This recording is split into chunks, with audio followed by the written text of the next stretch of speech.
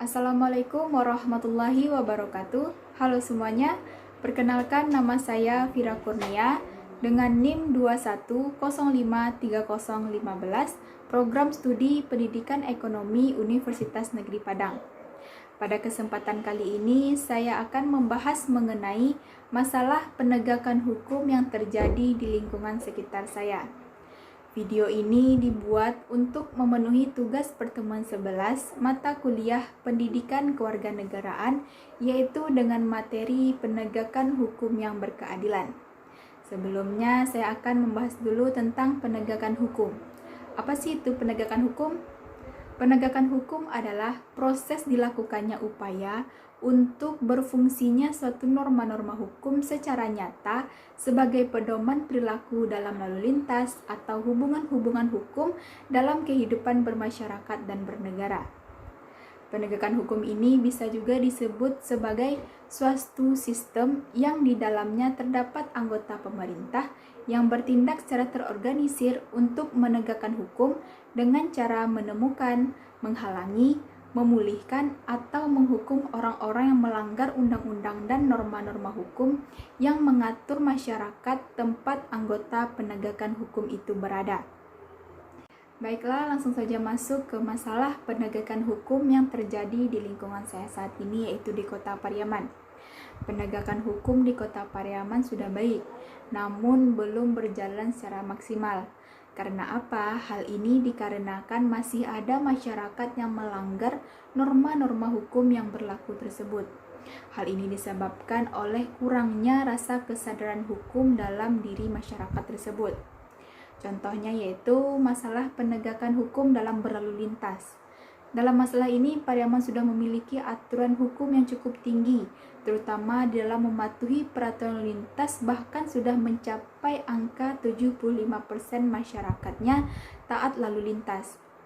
Namun di balik aturan hukum yang cukup tinggi tersebut, ternyata masih ada juga nih kecelakaan lalu lintas yang terjadi, terutamanya pada kasus kecelakaan lalu lintas yang terjadi di jalan raya. Dengan banyaknya kasus kecelakaan di jalan raya ini, setidaknya itu bisa menggambarkan cerminan masyarakatnya betapa minimnya kesadaran hukum bagi pengendara sepeda motor. Karena masih banyak orang-orang mengemudi yang tidak tertib dan taat pada rambu-rambu lalu lintas. Oleh karena itu, upaya para penegak hukum, yaitu Polres Pariaman melakukan kegiatan penegakan hukum. Program kegiatan penegakan hukum ini bukan berorientasi untuk mencari kesalahan dari pengguna jalan, tetapi lebih berorientasi kepada perlindungan, pengayoman, dan pelayanan pengguna jalan yang melanggar peraturan tersebut.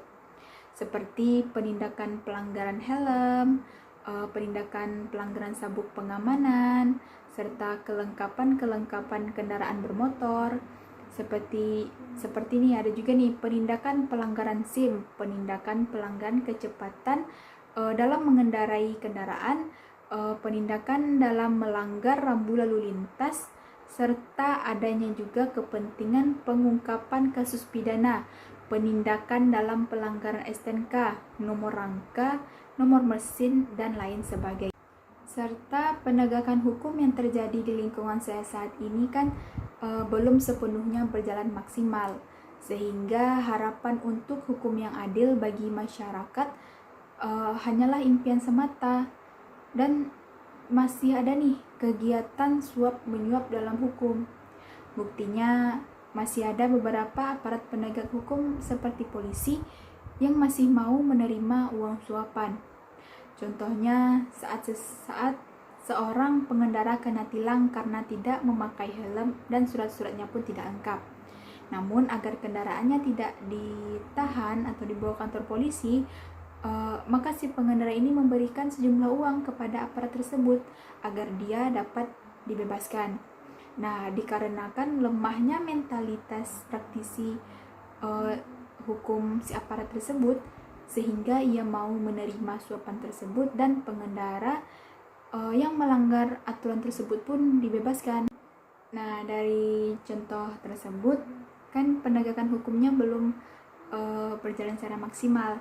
Agar penegakan hukum dapat berjalan secara maksimal, maka ada nih beberapa aspek yang harus diperhatikan dalam penegakan hukum, yaitu yang pertama, dari sisi perundang-undangannya. Yang kedua, dari sisi aparat penegak hukum itu sendiri. Setiap aturan perundangan yang bagus harus didukung dengan aparat yang bagus pula, yang berkualitas dan berintegritas.